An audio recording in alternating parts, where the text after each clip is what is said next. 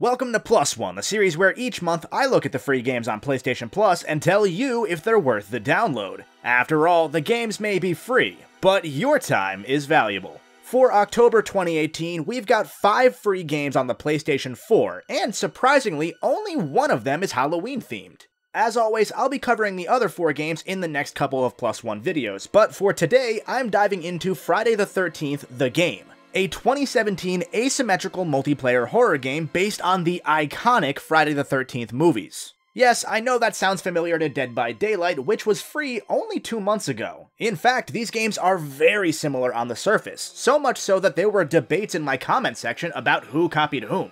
Does Friday the 13th do enough to stand out from Dead by Daylight's shadow, and more importantly, is it worth countless hours of your time and 12 gigabytes on your hard drive? Let's find out.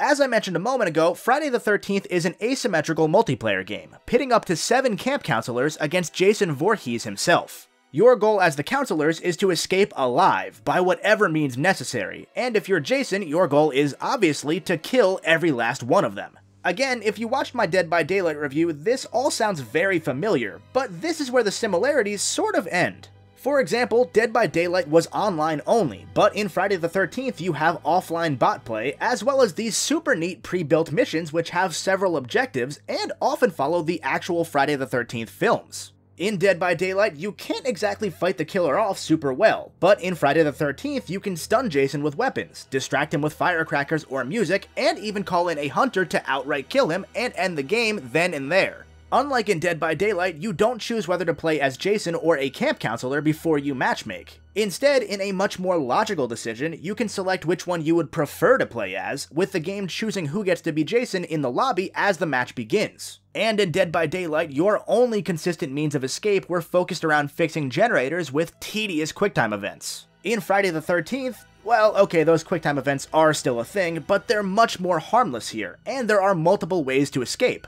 For example, you can find a walkie-talkie or a phone to call in a hunter character or the police. There are multiple cars and boats on each map that you can fix up and escape in, or you can just wait out the time limit. I guess what I'm saying is, it comes down to this. I felt that Dead by Daylight was only particularly fun if you had friends to play it with. But Friday the 13th was fun for me by myself on both sides of the multiplayer, and it was even more fun with friends. Now keep in mind, it is certainly not even close to a perfect game. The AI for the offline bots was pretty stupid at points, which I guess is sort of fitting when you think about how stupid the kids are in the movies. The character models are absolutely atrocious, and hilariously so. My buddies and I were laughing every time we saw this guy's face. The lighting and sometimes entire parts of the terrain just pop in as you get closer. The gameplay is eventually going to get repetitive, and the mechanics are sometimes pretty janky. But this game has heart to me. Plus, I can cut it a little bit of slack for some smaller technical issues considering this game was made seemingly entirely through crowdfunding, and the entire budget was only about $1 million. Again, kind of fitting considering the movie started out with a similarly low budget. Anyway, you can play as several different versions of Jason from throughout the history of the movies, each of which has different base abilities and weapons. You can go in and customize your kill animations, unlocking new ones as you spend experience points, but they're not the be-all end-all of Jason's moveset either. That's because there are dozens of contextual kill options, such as crushing somebody's head with a door. The visuals may not be great or even good during these kill animations, but it feels far more fun than just throwing people onto hooks. Jason also has throwing knives to slow down fleeing counselors, bear traps that you can set, and 4 abilities that you unlock over the course of each match. These abilities let you teleport or speed across the map, move more silently so that counselors don't hear horror music as you approach, or sense the fear in the nearby counselors to pinpoint their locations. Playing as Jason is great, and the gameplay feels fair both to him and the counselor side with how big these maps get. Meanwhile, as the counselors, you can hide in tents, under beds, or in closets, you can barricade doors and escape through certain windows, or you can set your own bear traps, or even hold onto a knife for an instant escape if Jason grabs onto you.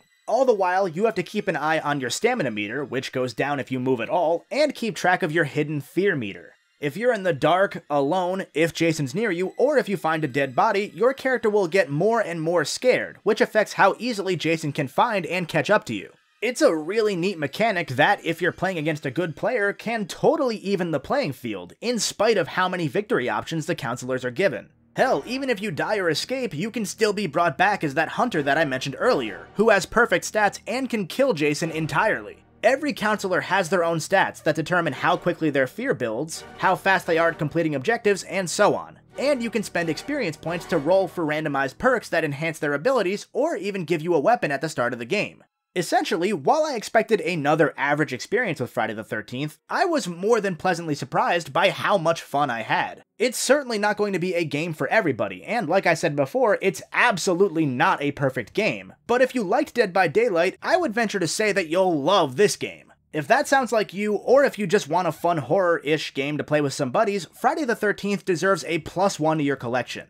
For all of the smaller issues I have with the game, I can't deny that it's crafted with love, even adding in a playable virtual cabin with behind-the-scenes details, and collectible tapes that add new lore to fill the gaps between some of the movies. And I can't deny that I had a blast playing it. I can see this as a game I keep playing casually with friends for months to come. Speaking of months to come though, you trophy hunters better run away again, as in another similarity to Dead by Daylight, you've got to play thousands of matches online. While there are dedicated servers for smooth matchmaking, and while the player base is there right now, who knows if it'll still be active in the months to come. And if you're watching this after the game comes off of PS Plus, it goes for $40 both on PSN and at stores, even if you buy it used. I don't think $40 is a great price point for it, given its production values, so I would say wait until it hits $20 for the best deal. With all that said, thanks for watching. Let me know which of October's PS Plus games you're most excited for in the comments down below. And while you're down there, make sure you hit the like button to help the channel grow and subscribe for +1, my main series of videos, and much, much more.